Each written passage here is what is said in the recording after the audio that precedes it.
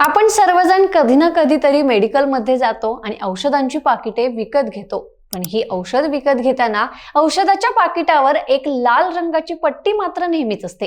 त्या औषधाच्या पाकिटावरील लाल पट्टीचा अर्थ तुम्हाला माहिती आहे का? माहित नसेल तर मी सांगते.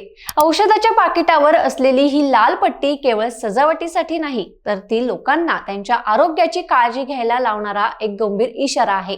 कारण भारत सरकारच्या आरोग्य आणि कुटुंब कल्याण मंत्रालयाच्या मते औषधाच्या पाकिटावरील या लाल पट्टीचा अर्थ असा आहे की ते औषध डॉक्टरांच्या प्रिस्क्रिप्शन शिवाय कुणीही घेऊ नये.